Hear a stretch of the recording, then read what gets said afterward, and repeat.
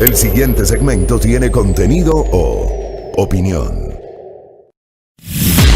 La entrevista en A Primera Hora. Analizamos los hechos del momento junto a sus protagonistas. Muy bien, 8 de la mañana con 8 minutos, estamos en la recta final de A Primera Hora. Gracias a este dato, hablando justamente de los temas de violencia de género, el día de hoy a las 9:30 de la mañana en el Parque Central de Calderón, el gobierno de la provincia de Pichincha inaugurará el nuevo punto de atención del Centro Integral Guarmi Pichincha en Calderón, la parroquia más grande del país, la parroquia rural más grande del país. Y además habrá el lanzamiento de la línea de emergencia 166 para atención de casos de violencia de género. Es una invitación que nos hace el gobierno de la provincia de Pichincha para la jornada del día de hoy. Les propongo seguir en la tónica justamente de estos temas. Reitero, es una fecha que no debe pasar desapercibida. El 25 de noviembre, día de la erradicación de la violencia contra la mujer. Con Sibel Martínez hablamos justamente de la importancia de la fecha y, por cierto, se convirtió en una fecha emblemática porque se aprobó una ley. El problema es, aprobaron la ley entró en vigencia, pero la ley no se cumple porque no hay recursos. Busquemos otra mirada, una mirada desde el activismo social. Tamara Hidrobo tiene la gentileza de acompañarnos, ella es activista, también feminista y luchadora por los derechos de las mujeres. ¿Cómo le va, Tamara? Bienvenida, buenos días. Buenos días, Fabricio. Muchísimas gracias por el espacio. Un saludo a su audiencia. A usted por la gentileza, Tamara. Bueno, ¿cómo llegamos a este 25 de noviembre? ¿Qué sensaciones tiene usted de la forma como el Ecuador, y tal vez usted que está en el exterior podría incluso generar una mirada mucho más amplia, no solamente desde la visión del Ecuador, sino a nivel internacional, cómo llega Ecuador, Latinoamérica, el mundo a esta fecha del 25 de noviembre del 2020 en esta necesidad de erradicar la violencia contra la mujer, Tamara?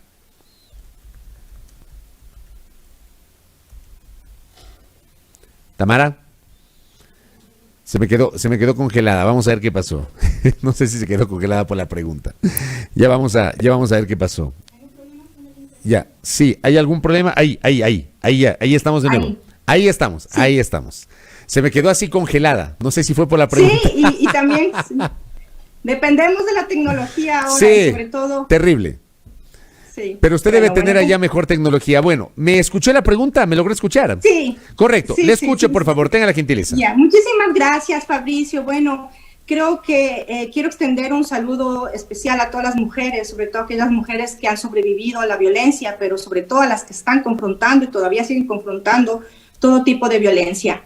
Creo que es importante hacer un poquito de historia también de dónde proviene el 25 de noviembre. El 25 de noviembre es una fecha, que fue recordada y conmemorada por el asesinato de 3 hermanas, mujeres en República Dominicana, las hermanas Maribal. Los nombres Patricia, Minerva y María Teresa. Quien esté interesado en conocer más de la historia, pues pueden leer, hay mucha historia.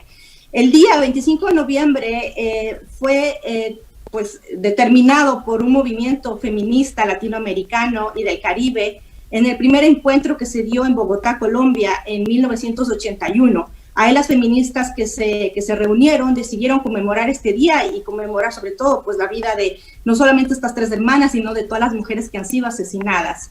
A partir de esa fecha y en cada encuentro latinoamericano, encuentro feminista latinoamericano del Caribe, que de hecho este año era el 15º a llevarse a cabo en El Salvador, pues por la pandemia se aplazó. Las mujeres siempre han conmemorado el 25 pues con marchas, con activismo, con actividades, y la Asamblea de las Naciones Unidas en 1999 decidió el 17 de diciembre decretar este Día Internacional como un Día Internacional de la eliminación de la violencia contra la mujer, y pues de Latinoamérica llegó al mundo. ¿Cómo veo la situación del Ecuador? Bueno, escuchado si ve, los datos son realmente escalofriantes, pero si algo pasa con el Ecuador, pasa a través de todo el mundo, y sobre todo en América Latina, con quien he tenido el privilegio de trabajar y conocer muy de cerca los activismos que se realizan desde todas las aristas de los movimientos de mujeres y feministas. Hay mucho por dar, hay mucho por trabajar.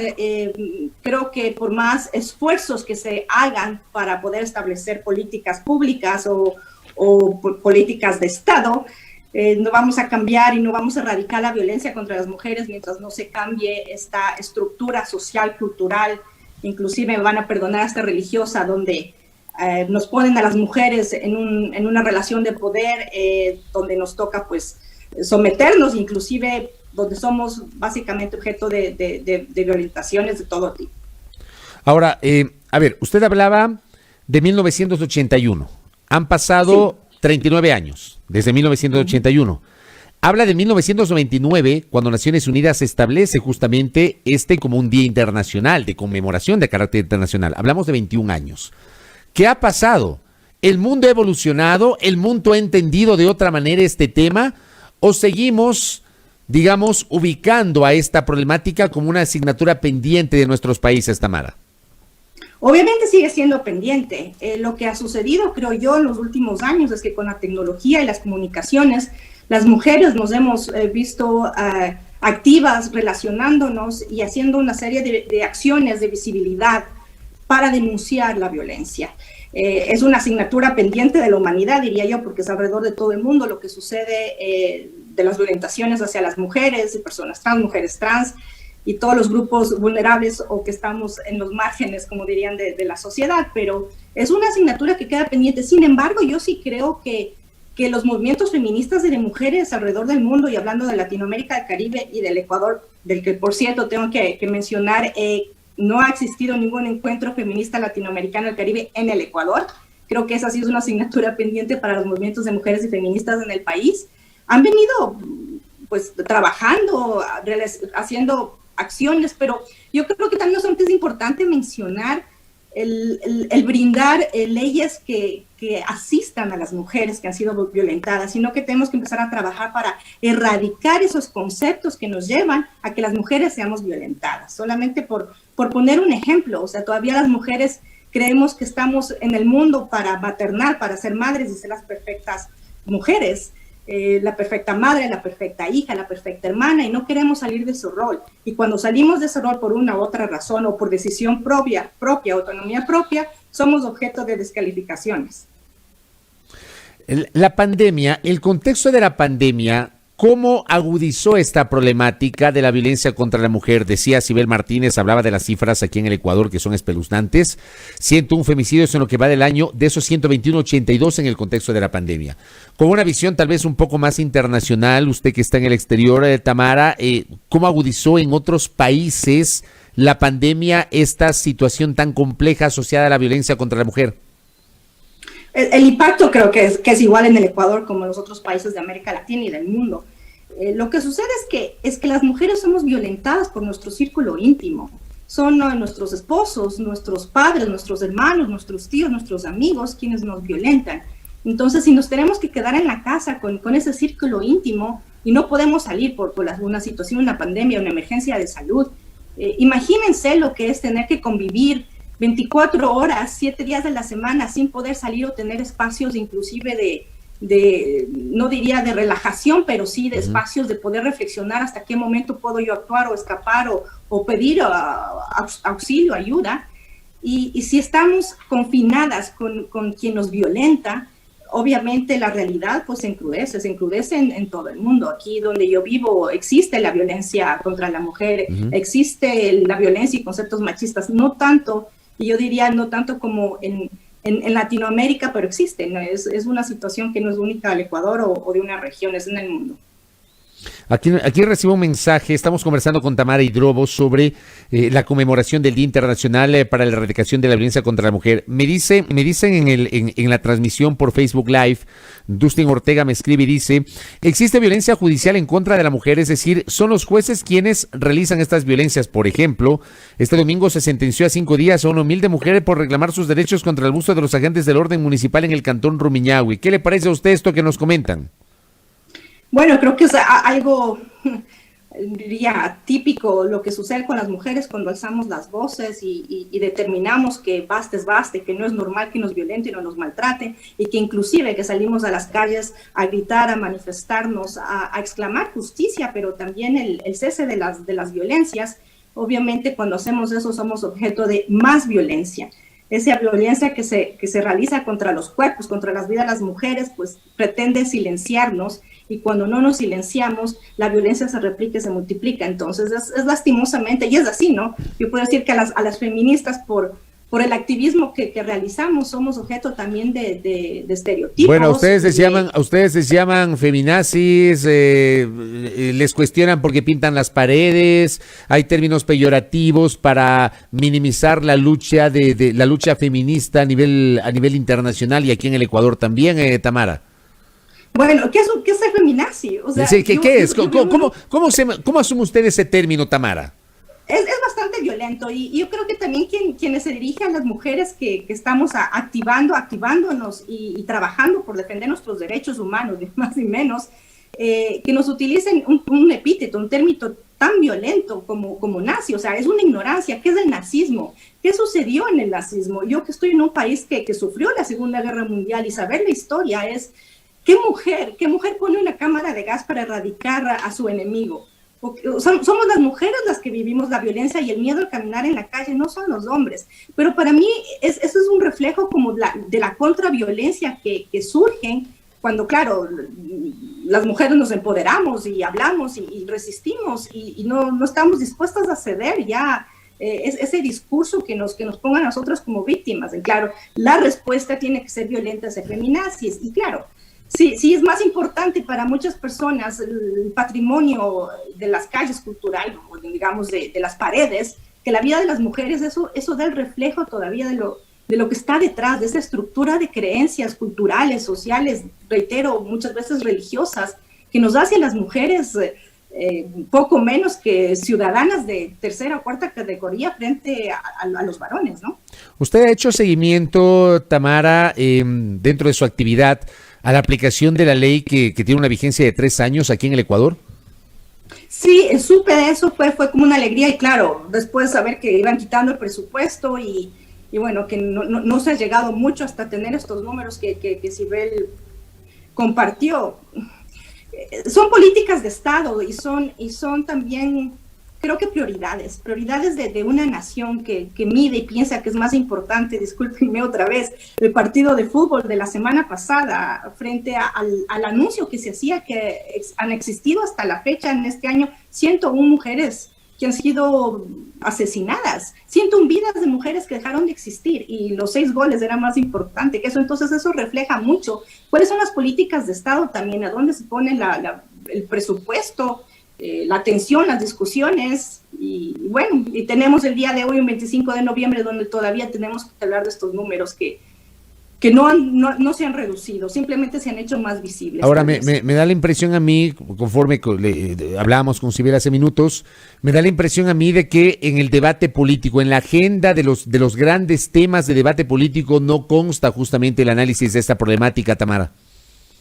No, yo he venido siguiendo bastante la política del país, y bueno, por ahí hay un candidato que habla de que nos quieren vivas, y nos quieren seguras, y nos quieren libres, pero ¿qué significan esas palabras? ¿Y cuáles son las políticas de Estado detrás de esas palabras? ¿Y qué significa también que las mujeres tengamos el espacio, la disputa, la presencia en espacios políticos? Solamente miremos los binomios para la presidencia y lo que ha sucedido también detrás de todos los espacios donde las mujeres hemos estado, y toda la violencia política. Eso le iba a preguntar, justo le iba a preguntar, ¿cómo le suena a usted que de 16 binomios, a ver, 15 están calificados en firme, hay uno que está en suspenso, hablamos de 16.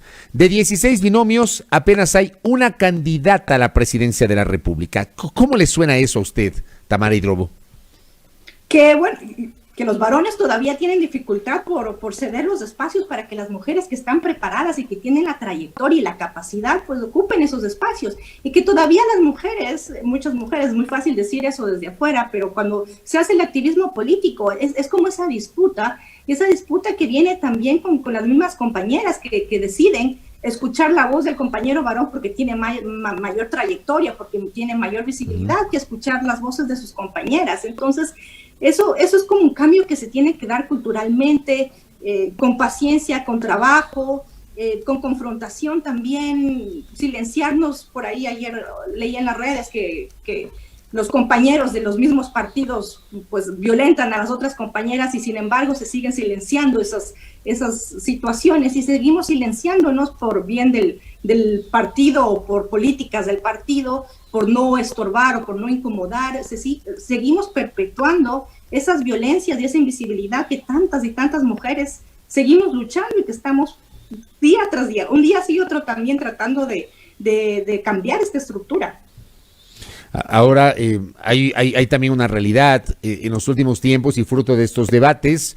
En el Ecuador se incorporaron algunos temas. Yo recuerdo que había la ley de cuotas, luego se elevó a principio constitucional y luego legal el tema de la alternancia y la secuencialidad, es decir, hombre-mujer o mujer-hombre-mujer. Para las elecciones de 2025 va a ser obligatorio que el binomio sea compuesto por un hombre o una mujer o un hombre. Digamos, son avances que constan en la letra de la ley. ¿Cómo le suena a usted eso? Bueno, hay esperanzas. Una cosa es como lo que mencionaba Silvia anteriormente, las intenciones, y otra cosa es la realidad. Bueno, hay todavía la discusión sobre la paridad en las listas de partidos políticos y en la accesibilidad de las mujeres a puestos de elección, y aún eso sigue siendo una lucha, y aún a las compañeras que están trabajando por esa paridad siguen siendo objeto o siguen resistiendo violencias y bueno, yo diría también como incomodidades de muchos varones que no les conviene tener a una compañera tal vez mujer con mayor capacidad y con mayor fuerza y resiliencia, hasta diría yo, ganándole el espacio que se está disputando para poder estar en la papeleta electoral. Se sigue manejando esta realidad, Tamara, de que la mujer tiene un sueldo inferior al del hombre, aunque tienen el mismo nivel de preparación, la misma responsabilidad, ocupan el mismo cargo. ¿Se sigue manejando esta problemática social respecto de la mujer? Yo invitaría a todas las personas que nos escuchan a reflexionar un poco dentro de las puertas de sus casas, cómo se dan las crianzas. Las madres, cómo nos crían a las hijas y a los hijos, muchas veces con diferencias, a los varones dando más privilegio, a las mujeres, pues las que tenemos que atender a la familia, ayudar a lavar los platos, a arreglar la casa, el aseo de la casa, la cocina, a los compañeros, pues a los varones que puedan salir a jugar pelota, ¿no? O cómo también educamos a nuestros hijos y a nuestras hijas, pues el niño no puede jugar con las muñecas ni en la cocinita, y las niñas que se vean con un carrito o con unas pistolas, pues los juguetes, digamos, que son para niños o niñas, todavía nos escandalizamos.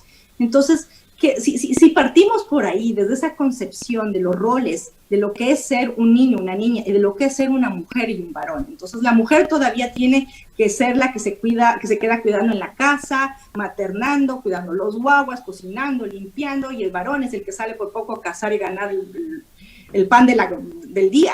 Pero si analizamos un poco más de dónde provienen estas creencias y estos roles, iríamos un poquito también a lo que puede ser muy sensible en América Latina, que es la religión. Veamos nomás de dónde provenimos las mujeres. Uh-huh. Fuimos creadas, ni siquiera a imagen y semejanza, sino que venimos de una costilla, y además fuimos las pecadoras, y por pecadoras nos castigaron. Y así se va alimentando una serie de estereotipos sobre el rol que las mujeres tenemos y debemos cumplir, y entonces las mujeres nos estresamos porque tenemos que ser, reitero, la mujer perfecta, pero mientras más sacrificios demos, más perfectas vamos a ser, y dejamos de lado todas estas aspiraciones como que tenemos como seres humanos a tener nuestra profesión, a crecer pues en lo que decidamos, a tomar las decisiones que decidamos tomar, inclusive sobre nuestros propios cuerpos, o a no tener hijos, sino que deseamos tener hijos. Pero si no tienes hijos, entonces ya también hay un estigma sobre las mujeres, porque el rol es otra vez maternal, cuidar a la familia, a la casa, y cuidar del marido, y ser la madre perfecta y después la suegra perfecta, y yo qué sé. Entonces esos estereotipos se mantienen y seguimos viviendo. Se escandalizan porque los niños juegan con muñecas. Y no nos damos cuenta que es como una forma de romper esas estructuras de los roles que estamos estableciendo con nuestras infancias, con las generaciones que vienen detrás de nosotras y nosotros. Correcto. Tamara, un placer haber conversado con usted sobre estos temas que no deben pasar desapercibidos. Gracias por el tiempo y un abrazo a la distancia. Gracias, Fabricio. También un saludo a todas y todos.